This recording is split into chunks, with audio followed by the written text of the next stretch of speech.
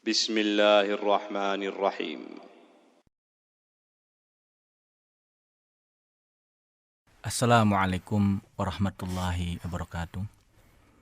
Alhamdulillahi rabbil alamin. Rabbis samawati wal ard. Wassalatu wassalamu ala nabiyyina wa habibina Muhammadin sallallahu alaihi wasallam wa ala alihi al-athhar wa sahbihi rafi'ina qa'idadin wa man tabi'ahum bi ihsanin ila yaumiddin. Tsumma amma ba'du. Para pendengar yang budiman, kaum muslimat yang dirahmati Allah Subhanahu wa taala. Alhamdulillah, di kesempatan yang sangat baik ini Allah Subhanahu wa taala memberikan kita berbagai kesempatan berharga.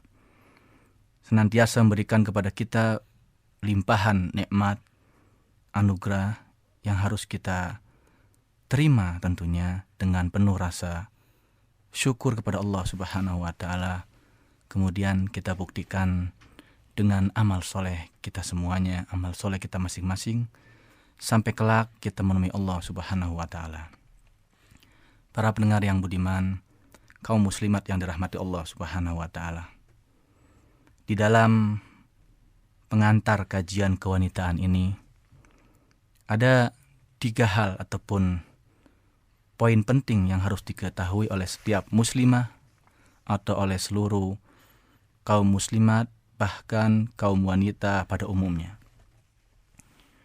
Kajian ini, rubrik ini, ataupun diskursus yang sekarang kita adakan bersama, seyogianya kita beri nama dengan Syakhsiyatul Mar'ah Al-Muslimah. Rubrik kajian tentang Syakhsiyah Al-Mar'ah Al-Muslimah. Syakhsiyah artinya karakteristik, kepribadian, kekhasan, kekhususan. Sedangkan al-mar'ah diartikan sebagai wanita ataupun perempuan. Dan al-muslimah tentunya adalah wanita ataupun perempuan yang khusus yang terbingkai kehidupannya oleh norma dan nilai-nilai Islam, yaitu seorang muslimah ataupun kaum muslimat. Para pendengar yang budiman yang dirahmati Allah Subhanahu wa ta'ala, kaum muslimat dimanapun antuna semua berada.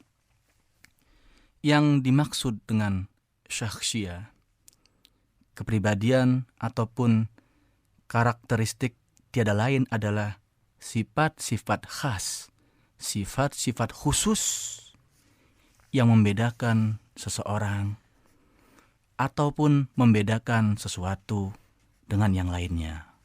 Oh, ini bukan sembarang orang. Ini bukan sembarang sesuatu, tapi yang berbeda. Kenapa? Karena ada kekarakteran yang khas, karena ada kepribadian yang khas. Jadi diharapkan adanya kajian ataupun rubrik ini adalah agar setiap muslimah, agar kaum muslimat memiliki karakteristik yang khas, karakteristik yang istimewa, bahkan amat sangat spesial tentunya. Itu yang pertama tentang Syakhsiyah al-mar'ah al-muslimah berkaitan dengan kata, term ataupun istilah syakhsiyah. Para pendengar yang budiman, kaum muslimat yang dirahmati Allah Subhanahu wa ta'ala. Kemudian al-mar'ah. Dalam bahasa Arab, al-mar'ah sebaiknya dalam bahasa Indonesia diartikan sebagai wanita ataupun perempuan. Ini penerjemahan yang sangat tepat sekali, wanita ataupun perempuan. Dan jangan sekali-kali diterjemahkan ataupun diartikan sebagai betina atau femina. Betina ataupun femina atau feminis ataupun sejenisnya jangan, atau femal gitu kan. Jangan sekali-kali diterjemahkan seperti itu. Kenapa? Nah, ini yang akan kita sama-sama kita ketahui. Di dalam ungkapan bahasa Arab, Masya Allah, al-mar'ah artinya adalah wanita. Seorang wanita ataupun seorang perempuan yang memiliki muru'ah. Muru'ah adalah adab pengendalian diri untuk selalu berbuat baik. Nah, Masya Allah. Adab pengendalian diri, pengendalian jiwa, adab psikologis untuk selalu berbuat baik dan berbuat yang terbaik. Mar'ah, dari kata-kata muru'ah, kebersahajaan, keperwiraan, secara letternya demikian artinya. Masya Allah. Jadi tepat sekali kalau diartikan sebagai wanita ataupun perempuan. Kaum wanita, kaum perempuan. Adapun kalau diartikan sebagai betina, betina hanya untuk binatang. Walaupun ungkapan ini sering dipakai sekarang, betina berasal dari kata botina. Botina sendiri berasal dari bon, yang artinya adalah kecantikan, sensualitas. Berarti kalau seorang wanita, kaum wanita disebut dengan betina, itu cuma karakternya ada pada fisiknya doang. Itu mah bisa dijual nantinya, na'udzubillah min dzalik, gitu kan. Buktinya ayam betina dijual, na'udzubillah min dzalik. Kemudian istilah yang kedua yang jangan dipakai juga adalah istilah femina, feminis ataupun femal, seperti itu. Kenapa? Karena femina ataupun feminis berasal dari faid dan mina ataupun minus yang berarti makhluk yang memiliki kekurangan. Jadi ngaku sendiri dia memiliki kekurangan. Walaupun di dalam Islam betul ada kekurangannya, tetapi kekurangan ini ditutup dengan kekurangan, dengan keunggulan agama dan ketakwaannya, maka tidak kurang lagi, gitu kan.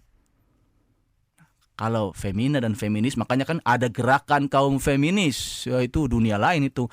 Kita adalah kaum wanita ataupun kaum perempuan, Masya Allah. Nah demikian syakhsiyah, demikian al-mar'ah.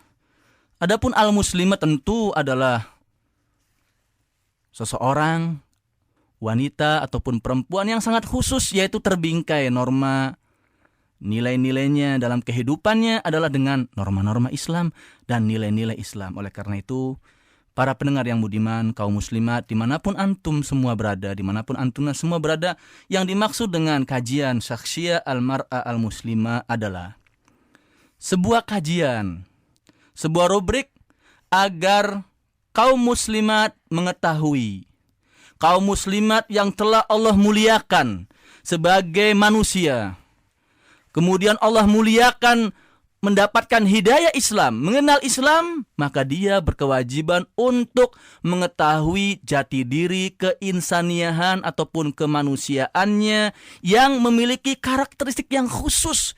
Dan bukan sembarang karakter yang khas biasa, tapi karakteristik super khusus, yaitu yang dibingkai, yang diwarnai oleh pancaran dan sinar ilahi. Masya Allah, yaitu agama Islam, agama terbaik, agama terakhir yang Allah turunkan kepada umat manusia melalui Nabi Muhammad SAW.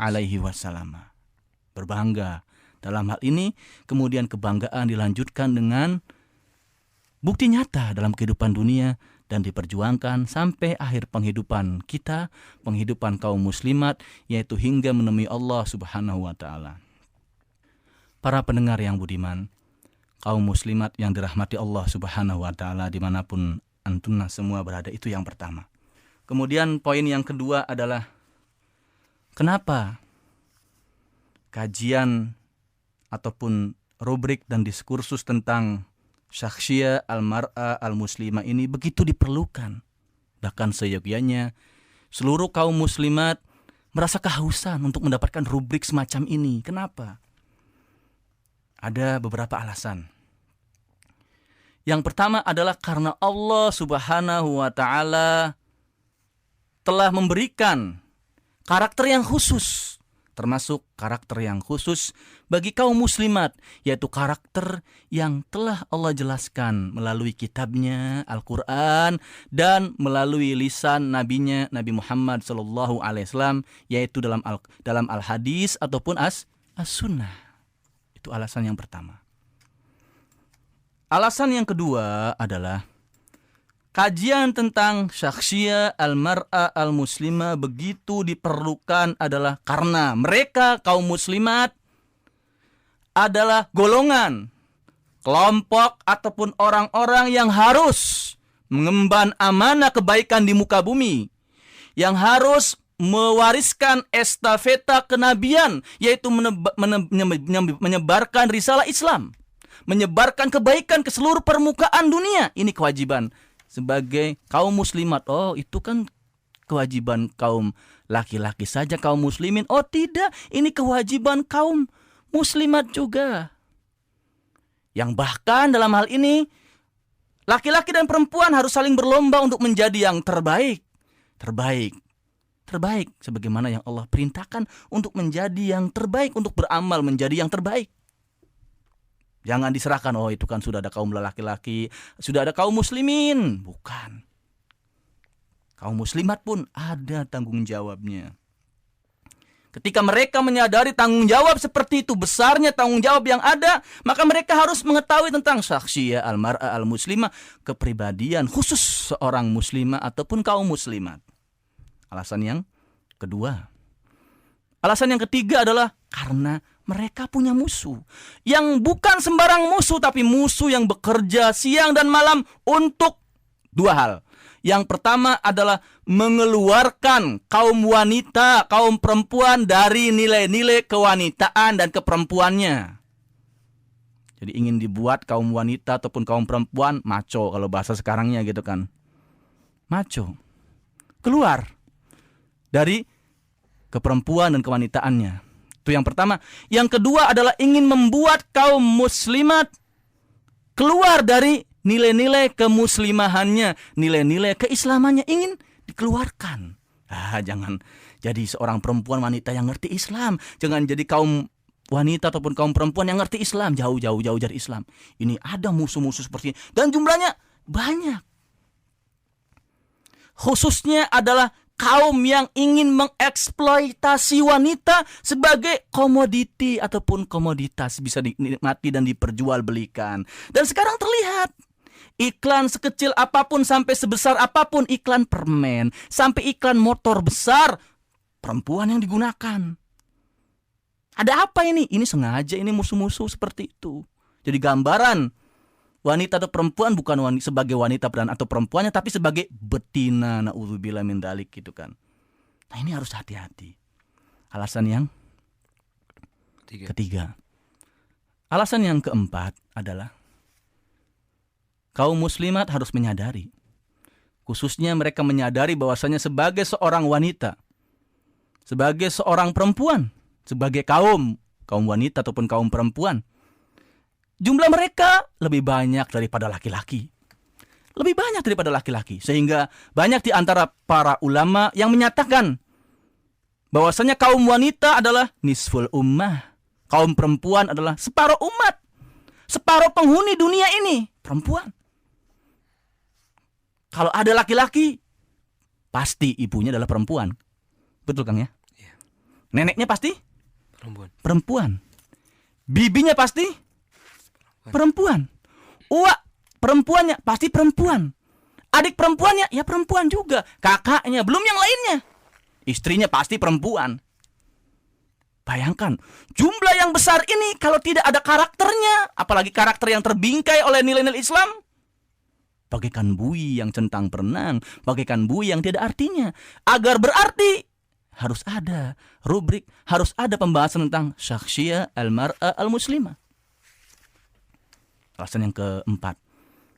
Alasan yang terakhir adalah di dalam realita akan ditemukan, dan kalau kaum muslimat jujur membaca realita, merasakan realita, menemukan realita yang sebenarnya, mereka akan mendapatkan dua hal. Yang pertama adalah kekurangan diri. Kekurangan diri.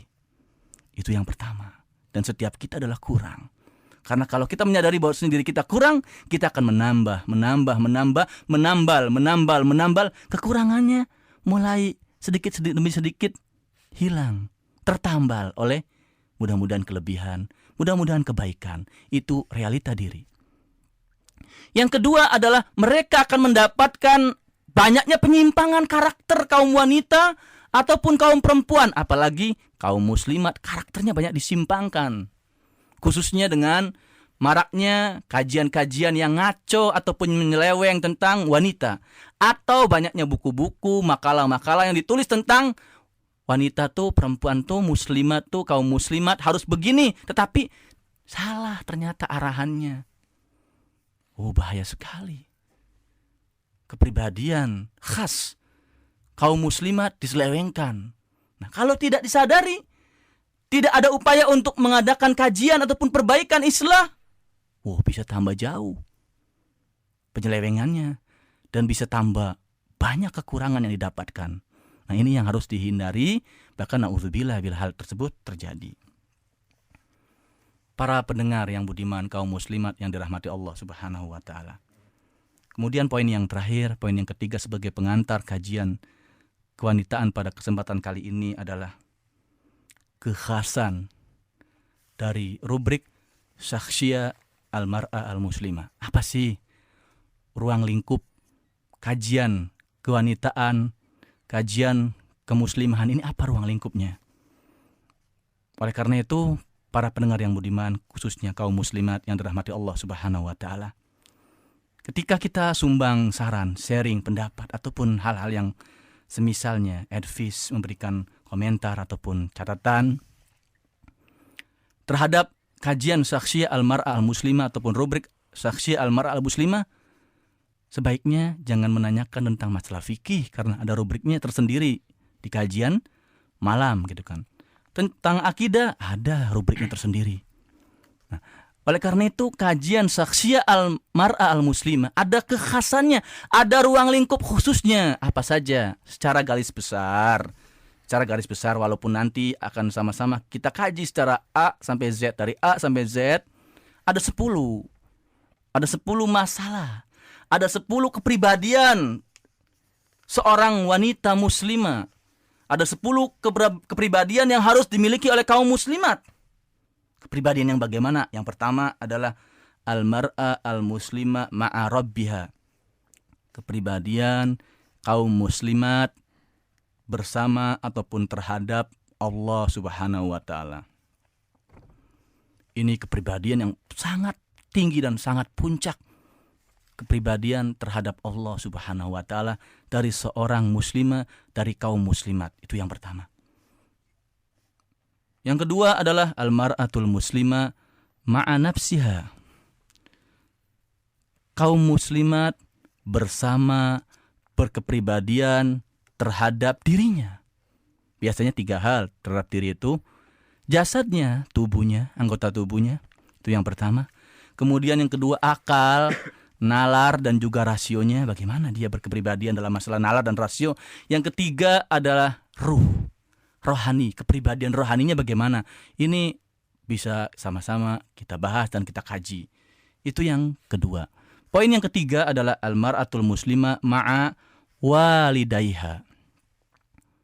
Kaum muslimat bersama ataupun berkepribadian terhadap orang tuanya, ayah bundanya, bapak ibunya, kedua orang tuanya. Sekarang marak ini kenakalan terhadap orang tua alias durhaka. Tapi kalau seorang muslimah atau kaum muslimat berkepribadian yang khas, maka dia tidak akan durhaka. Karena apa? Ada kajiannya loh, ada bahasannya loh, ada rubriknya lagi gitu kan. Masya Allah, menarik tentunya gitu kan.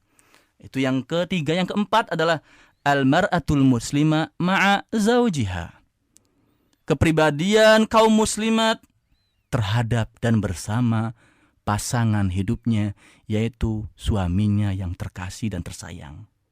Sekarang lihat realita dari seorang muslimah ataupun seorang muslim yang menjadi pasangannya. Sekarang yang ada adalah perang antara mereka, perang antara suami dan istri. Tidak sinkron, tidak harmonis antara suami dan istri. Padahal apa? Ada kepribadian khas. Itu yang keempat. Para pendengar yang budiman, kaum muslimat dimanapun antuna semua berada. Kemudian yang kelima adalah Al-Mar'atul Muslimah ma'a auladiha, yaitu kepribadian kaum muslimat terhadap anak-anaknya.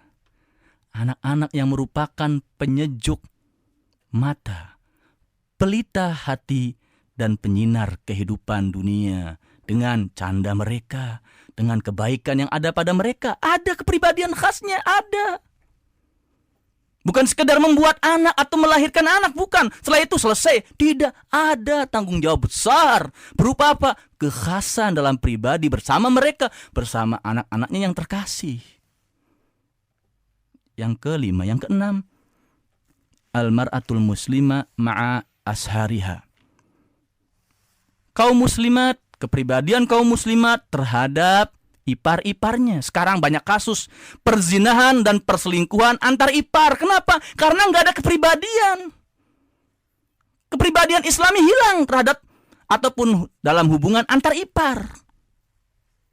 Tinggalnya serumah, berkepribadian seenaknya, selebor, selonong boy. Akhirnya apa? Zina, na'udzubillah. Berita sudah semakin banyak. Kejadian mengenaskan semakin bertambah. Semoga tidak dipertambah lagi dan diperparah lagi dengan ketidaktahuan. Khususnya ketidaktahuan seorang muslimah ataupun kaum muslimah terhadap ipar-iparnya. Ipar itu tentunya lain jenis ya. Jadi saudara suami ataupun keluarga suami yang laki-laki yang bukan mahram tentunya gitu kan. Harus hati-hati, harus ada warning. Terhadap panas saja kita hati-hati, ada global warming. Apalagi terhadap ipar. Rasulullah SAW pernah bersabda, alhamu al-maut, hati-hati dan waspada karena ipar membawa kematian. Ipar adalah kematian itu sendiri. Sekarang banyak marak. Dikiranya enak, bebas kalau ipar itu mahram. Bukan, ipar itu bukan mahram. Sehingga ada apa? Ada kepribadian khasnya gitu kan.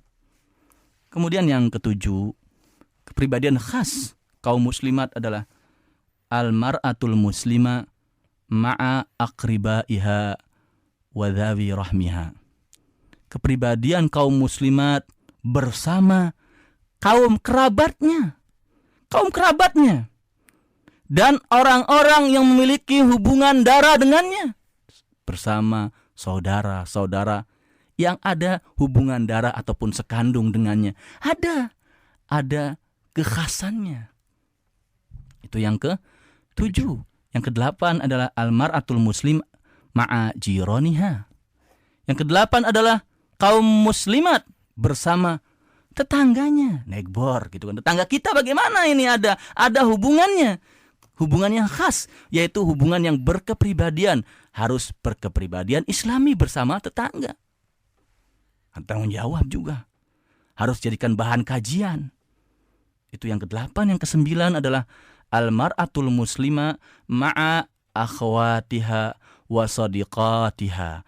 Yaitu kepribadian khas, karakter khusus kaum muslimat bersama teman-temannya, kawan-kawannya, akhwatnya yang sesama jenis. Perempuan juga, wanita juga, sesama kaumnya. Yang terakhir adalah al-mar'atul muslima ma'a mujtama'iha, yaitu karakteristik seorang ataupun kaum mukminat bersama masyarakatnya.